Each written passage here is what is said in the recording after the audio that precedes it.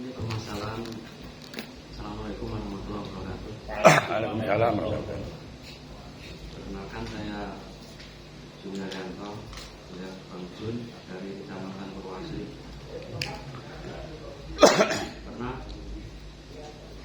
sebuah kasus terjadi di dalam keluarga bahwa sang suami itu sering menegur seorang istri yang melakukan kemaksiatan. Contohnya ngumbar anak, atau tidak memasakkan suami, atau sampai suami itu masak sendiri dan lain sebagainya.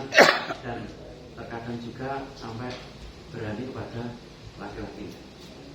Tetapi di saat sang suami memberikan semacam teguran, justru istri mengancam, saya akan lari dari kamu, silakan urusi anak-anak kamu sendiri. Jadi seperti Bapak Kiai tadi memberikan ultimatum kepada istri, tapi madorotnya kepada anak dan keluarga itu sendiri. Mungkin Bapak Kiai bisa memberikan solusi. Terima kasih.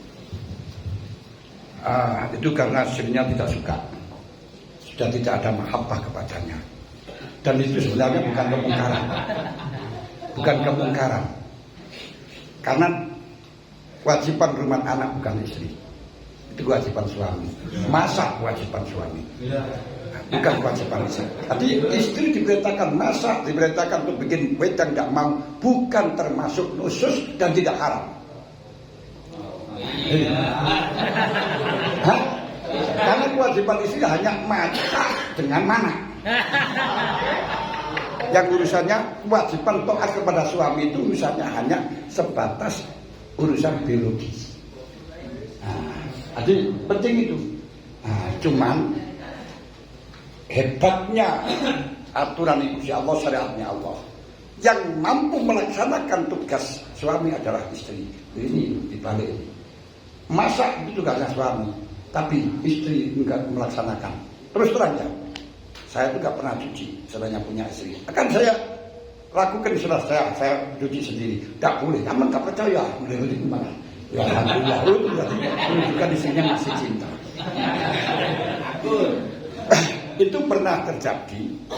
Keputusan waktu Masail Jilidwoyo memutuskan semacam itu. Saya yang juga merumuskan, kalau ada istri diperintahkan untuk nyapu tidak wajib mau, masak tidak wajib mau, ngurmati anak juga gak wajib mau, cuciannya gak wajib mau. Kemudian akan dampak pada santri Lirboyo. Dan itu yang dia itu terjerumus pada HTI. Kalau kita mengatakan terjerumus, kalau dia malah justru menentangkan saya untuk bertobat malah. Justru saya istrinya seperti itu gak mau.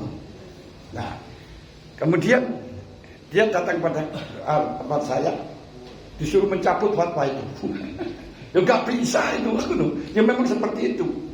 Saya berbincang sama Mbak Idris, pendekatan pada biologi, pendekatan pada tasawuf dan seterusnya. Itu sebenarnya hanya posisinya satu.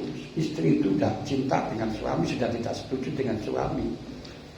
Makanya harus paham, kalau si istri itu masih cinta, jangankan urusan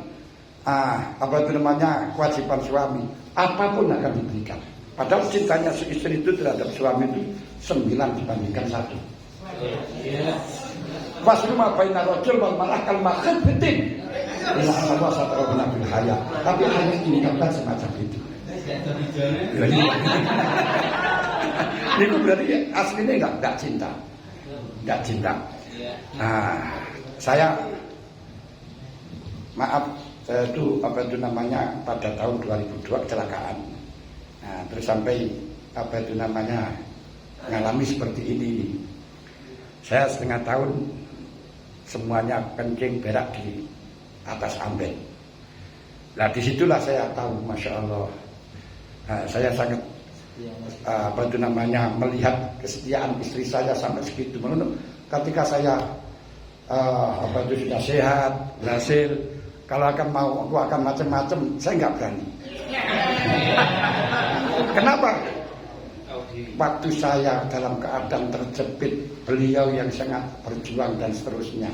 Nah, kalau orang-orang lain sekarang ini mungkin hanya mau ketika dia sukses, tapi ketika dalam keadaan itu belum tentu. Loh, ini dulu ya kesetiaannya ke sana.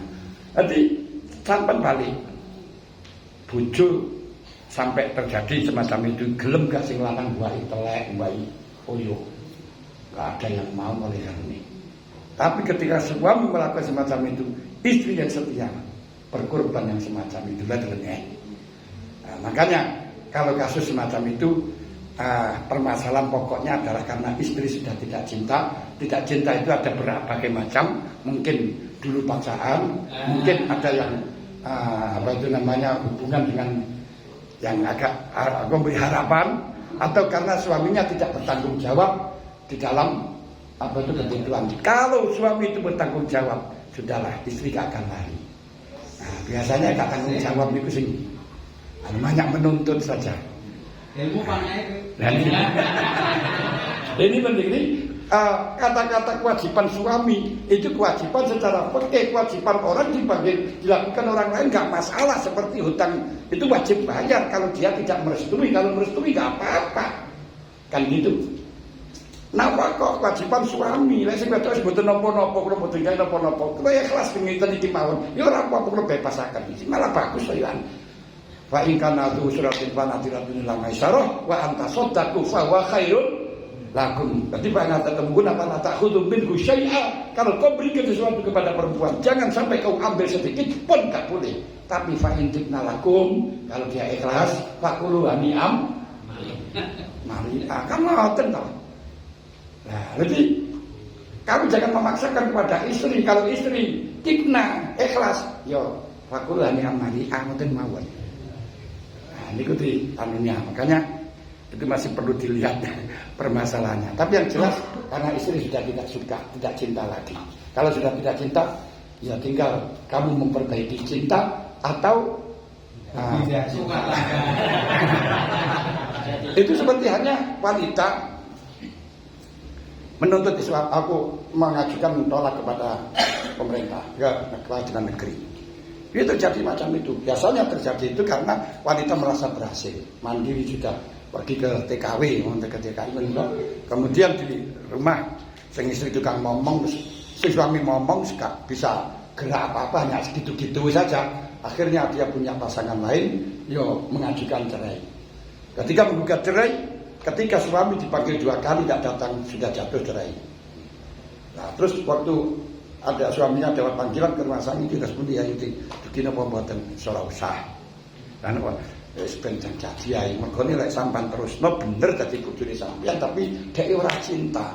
Lah ora cinta niku dene kita hubungan dengan orang gak cinta itu bagaimana? Jelas gak enak. Ngene iki lawan gak cinta jelas gak enak ngono lho. Ya terpaksa bertindak nasib. Ya putus. Nah, apa yang diputuskan pemerintah walaupun suami tidak menolak karena pemerintah punya hak ilzam di dalam urusan lahir jadi, karena pemerintah punya hak untuk menikahkan juga berhak untuk memisahkan. Jangan sekali-kali Anda hanya fikihmu, wah ini suami tidak menolak berarti masih tetap menjadi suami, aku menjadi istri. Wah ini kadang itu fikih apa itu pemerintahan, fikih kamu sudahnya kamu ini fikih kebangsaan itu hanya fikih secara apa itu namanya tekstualnya saja.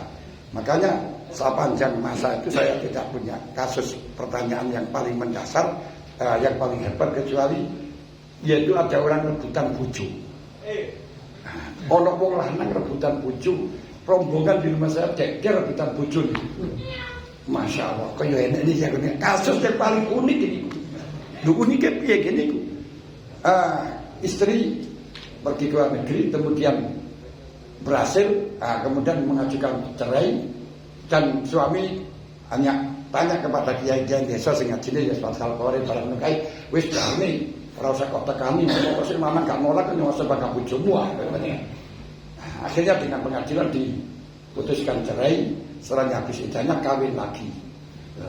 Sing dia kan karo kiai kok ora nolak ora apa kan yo sik bojone, berarti sik sak bojoku. Sing kono karena sudah ada surat cerai, sudah jadi janda kan, ya bojo saya. Akhirnya geger. Saya suruh putusin lagi, ini gimana? Rasa kita habis. Ya itu yang sementara ini siksa dia yang kedua, karena sudah ditolakkan oleh hakim berarti sudah sah. Kalau kamu nggak terima, ada jeda selama 14 hari, ada banding. Selama di dalam banding, kalau sudah itu sudah nggak bisa punya kekuatan hukum sudah, karena pemerintah bisa ilzam. Nah, tapi maaf Pak, sekalipun sampean banding, ini wong sebujur sampean wis ora seneng pilih nang sing nomor 2. Apa gunane? Di bojo sing ora cinta, wis kapan kekaenan, tersiksa semuanya. Akhirnya mari terjadi adol, hukumnya haram bu. Gak nolak tapi digantung noniku adol. Wala tak dulu guna ayang deh. Nah aswaja guna. Ini sementara. Mungkin masih ada lagi, silakan. Barangkali ada lagi, monggo.